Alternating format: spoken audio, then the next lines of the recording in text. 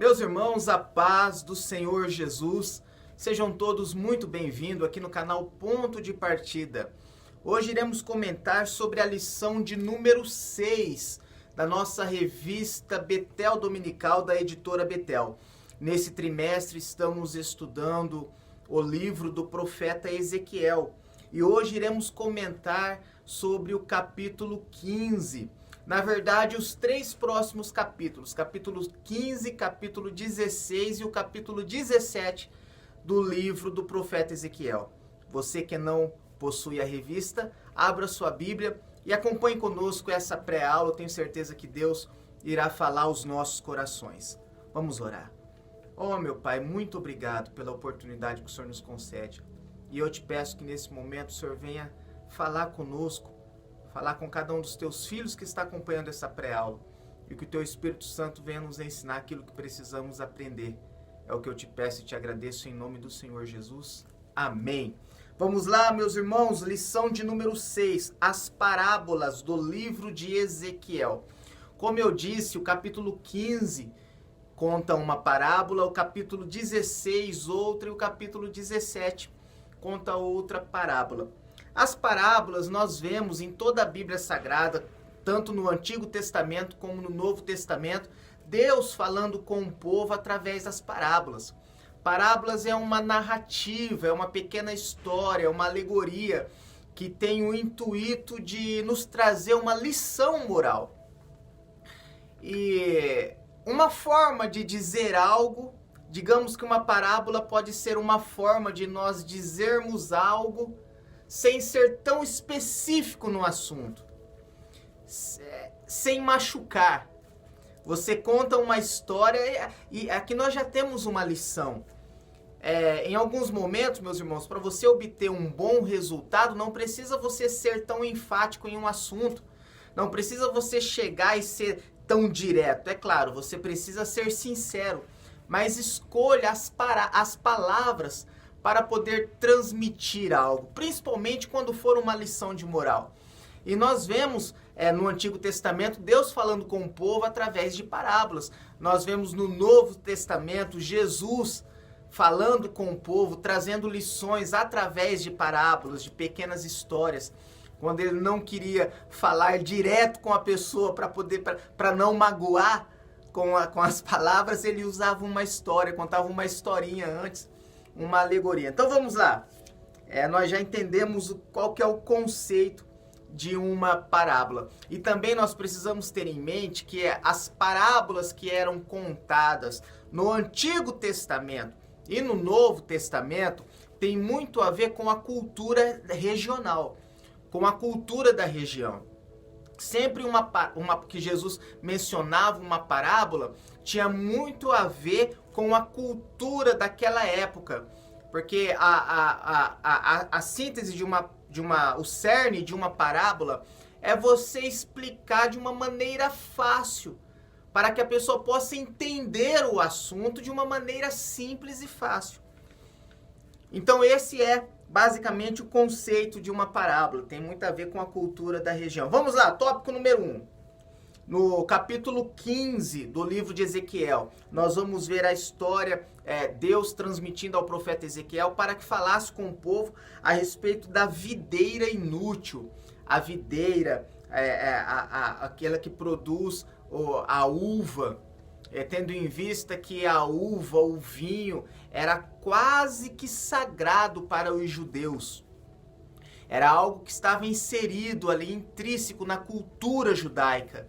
Então Deus fala com o profeta Ezequiel para trazer uma mensagem para o povo e usa a videira, que era algo que estava no cotidiano. Todos ali entendiam qual que é o processo da videira, o trabalho do avicultor, aquele que cuida da videira, qual que é a função de uma videira, para que ela serve, como cuidar, como tratar. Então Deus usa essa metáfora, essa parábola para trazer a lição de moral ao povo, tendo em vista que o povo de Israel nessa época tinham se afastado dos caminhos do Senhor. Era um povo que estava rebelde, era um povo que estava se prostituindo com outros deuses, com outros ídolos, deixando os princípios, deixando a lei, deixando aquilo que o Deus tinha reservado para a nação, os princípios bíblicos que Deus tinha imposto para a nação de Israel seguir. Vamos lá então, a parábola da videira inútil, a primeira parábola no capítulo 15 do livro do profeta Ezequiel. Essa parábola compara os habitantes de Jerusalém a uma videira que não dá fruto estéril, e que, por isso mesmo, é inútil e não serve. Nessa árvore faltava o fruto da justiça e da fidelidade ao Senhor. Ela expressa com muita direção e clareza o pecado, a rejeição consciente e deliberada de um povo que foi chamado por Deus. Ezequiel capítulo 15. Então, o assunto principal desta parábola era Deus alertando o povo que os frutos não estavam sendo gerados. Era como se fosse uma videira infrutífera. E trazendo para uma aplicação pessoal, meu irmão, nós precisamos gerar frutos bons. Talvez precisamos fazer uma análise, qual é o fruto que nós estamos gerando. De repente, Deus pode até estar falando conosco através de parábolas, através de assuntos, enviando mensagem, para que nós venhamos estar mais atentos à qualidade do fruto que estamos gerando. Nós fomos chamados para gerar frutos, e frutos bons, desde que estejamos enxertados na videira que é Cristo. Ô meu irmão, faz uma análise de qual o fruto que você está gerando e comece a gerar frutos bons, frutos dignos da vocação que você foi chamado. Fruto digno daquilo que Deus confiou nas suas mãos. Frutos que são gerados com a sua força, mas colocando tudo de si.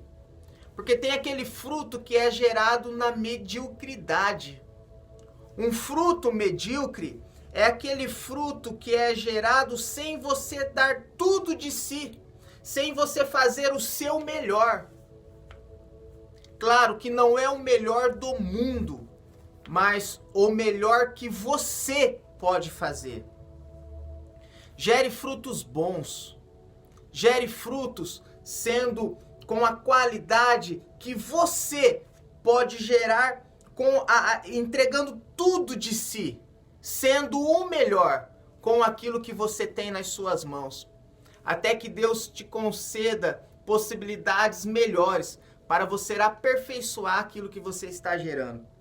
E já no tópico número 2, vamos falar da parábola da esposa infiel, que está em Ezequiel 16. Essa parábola compara Jerusalém com uma esposa infiel, que não cumpria a aliança feita com Deus, como nação escolhida. Não correspondeu à bondade e à graça dispensada, vivendo desregradamente.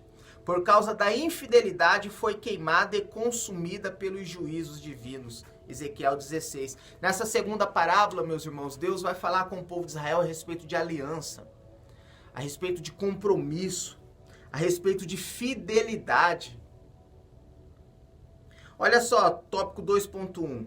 Ser infiel trouxe a separação de Deus com Israel. Sempre que há infidelidade, os resultados são desagradáveis e a tristeza, a angústia, as acusações e a falta de confiança toma conta. Nós podemos dizer que esses são os frutos da infidelidade. Tristeza, angústia, acusações, falta de confiança. Ô meu irmão, seja fiel, permaneça fiel, honre a aliança que Deus fez com você. Não deixe que as adversidades, que as dificuldades do dia a dia impeçam você de cumprir o compromisso que você tem com o Senhor Jesus, com a sua obra e com o seu reino. Honre a aliança que Deus fez com você e continue exercendo aquilo que Ele colocou nas suas mãos para você poder fazer.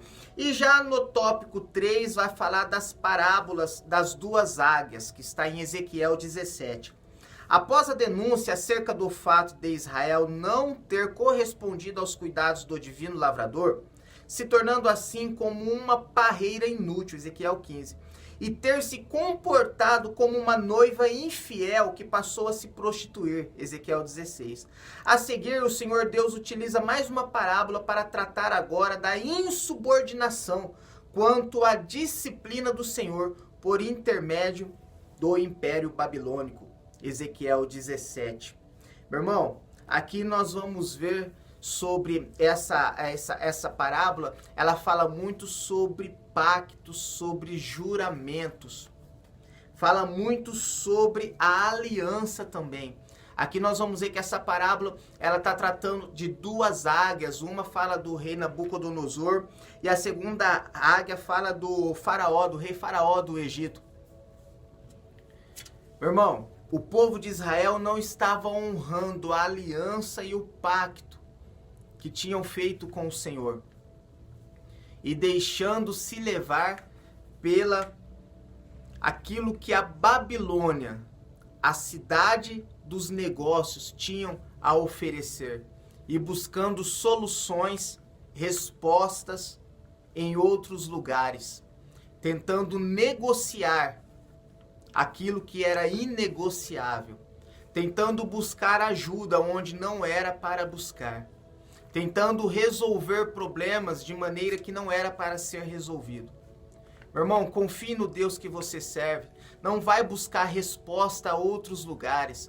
Não vai buscar soluções para os problemas em outros altares. Mas honre o pacto que você fez com Deus, honre a aliança que Deus tem com você. Acredite, o Senhor Jesus está cuidando. Está cuidando da sua família, está cuidando da sua casa, está cuidando dos seus negócios. Não procure soluções em lugares que não é para procurar. Não pense que Deus virou as costas para você. Acredite, o nosso Deus está cuidando da sua vida, da sua casa e da sua família. Conclusão, é fundamental estarmos atentos aos ensinos e avisos de Deus contidos nas Escrituras. Romanos 15:4, 1 Coríntios 10:11. Assim, nesta lição, aprendemos que fomos chamados para sermos frutíferos, fiéis e comprometidos com a nova aliança, e que não devemos desprezar e nem desaminar quando disciplinados pelo Senhor. Meu irmão, Deus abençoe você, a sua casa, a sua família, o seu lar. E não se esqueça que nós precisamos gerar frutos bons. Nós precisamos estar sempre alinhado com Deus, respeitando os seus princípios do relacionamento que Ele colocou para nós. E estarmos sempre lembrando da nossa aliança que nós temos com o Senhor Jesus. Deus abençoe você, a sua casa, o seu lar, a sua família e até a próxima pré-aula, querendo Deus.